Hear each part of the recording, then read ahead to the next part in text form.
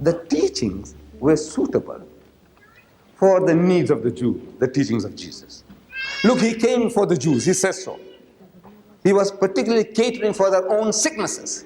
The Jews had developed certain sicknesses. They had become hard-hearted. They had forgotten forgiveness. They had a law, an eye for an eye and a tooth for a tooth. Beautiful law for a nomadic people, moving from oasis to oasis in the Sinai under Moses.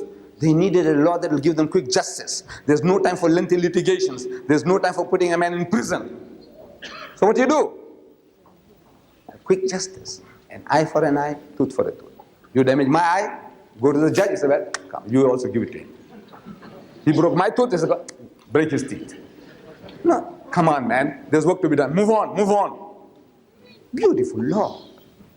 But laws have a tendency to change characters of people over a period of time. See, the racist people that Hitlerite Germany. Germany, one of the most cultured nations in Europe, the land of Goethe and Beethoven. That nation could incinerate 6 million Jews. It's impossible, man. How can they be so barbaric? 6 million Jews, they incinerated, and because of Hitler, some 40 million people died. In the Second World War, 40 million people died. What a devil. How did he do it? A nation like that? No. You can be programmed. You can be brainwashed.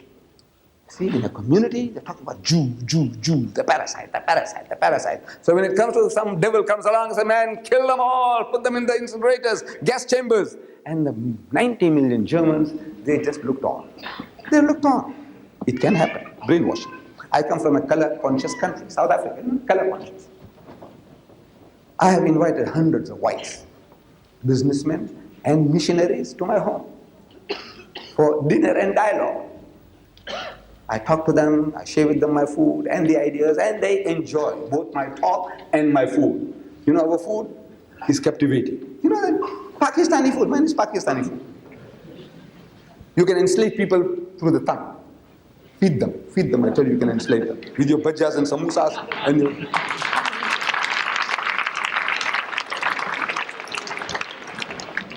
So they enjoy my food, they enjoy my talk.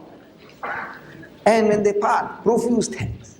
And subsequently they meet me in the street. They want to know how's the missus. Convey my regards to her. But no white man has ever called me to his house for a cup of tea. Yet.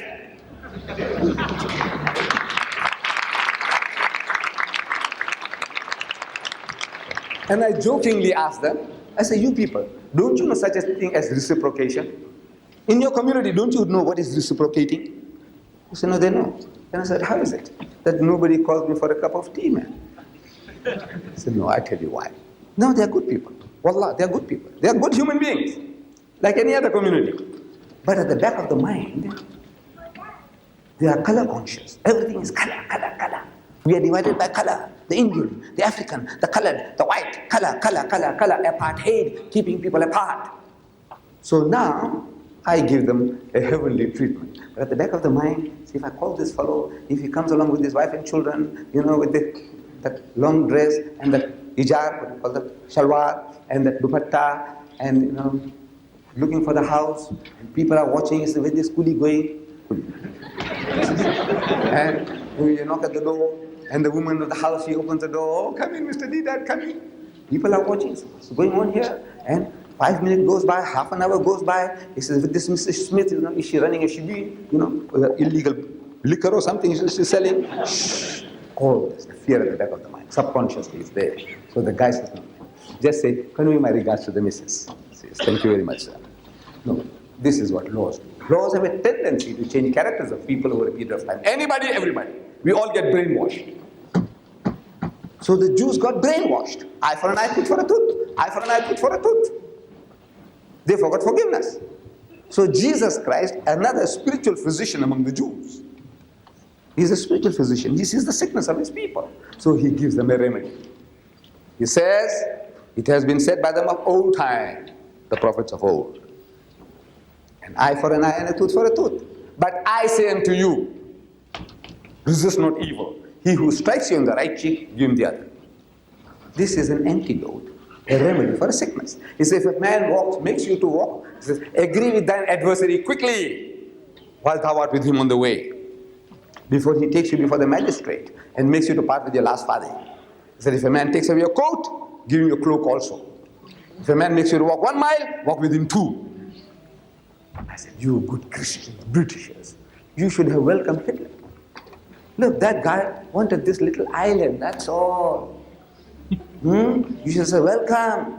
Look, that's what Jesus said. If a man wants to take your coat, give him your cloak also. He said, look, my empire as well. India is for you. Australia is for you. South Africa is for you. What? This little Britain. That's what you ought to have done. But no, instead you fought back. This is Islam. Then Churchill said, we'll fight them on the beaches. We'll fight them on the seashore. And we'll fight them with broomsticks. I said, I admire you for that. This is Islam teaching you that. Jesus told you to turn the other cheek. If the man takes your coat, give him your cloak, your trousers also. That's what you're supposed to do. But you didn't follow Jesus, you followed the Muslim Islam. Islam says you must fight back, you must resist every oppressor. So, the teaching only suitable for the needs of the church.